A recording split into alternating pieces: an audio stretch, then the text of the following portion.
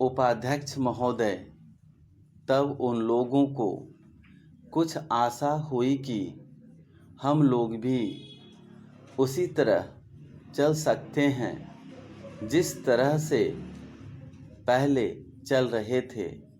लेकिन अभी हाल में जो चुनाव हुआ उससे देश के धनिकों के मन में बड़ा संदेह पैदा हुआ कि इस चुनाव के बाद उनकी स्थिति वैसी नहीं रहेगी जो अब तक चली आती रही है।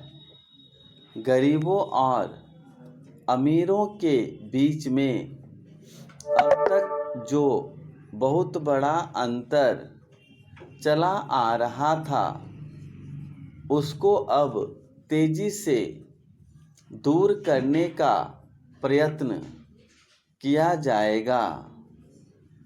श्रीमान, मैं आपका बहुत ही आभारी हूँ जो आपने सदन में चालू वर्ष के बजट पर अपने विचार प्रकट करने का अवसर दिया है।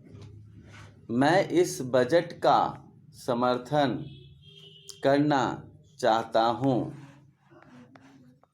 श्रीमान, मैं सबसे पहले आपके दल के नेता प्रधानमंत्री को इस बात के लिए बधाई देना चाहता हूँ कि उनके नेतृत्व में देश में कांग्रेस दल को स्पष्ट बहुमत मिला और इसके फलस्वरूप यहाँ पर केंद्र में एक ऐसी सरकार का गठन हुआ जो कि देश में वास्तव में समाजवाद लाना चाहती हैं।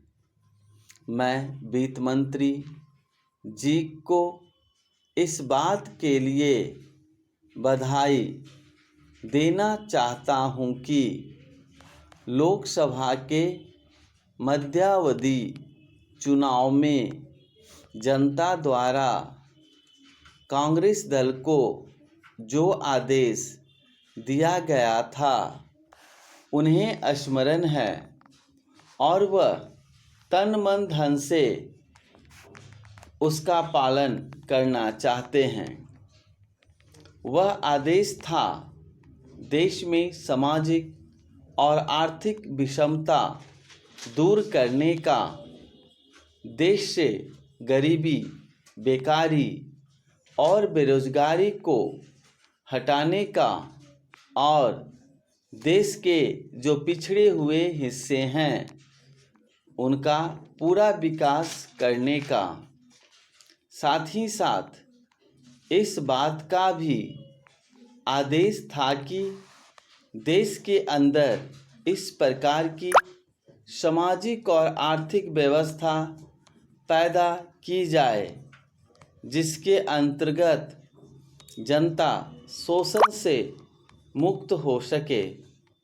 श्रीमान, यह ठीक है कि देश में कृषि के क्षेत्र में उत्पादन में वृद्धि हुई है, परंतु इसके साथ ही साथ यह भी दृष्टि में रखना चाहिए कि लागत में भी पूरी वृद्धि हुई है।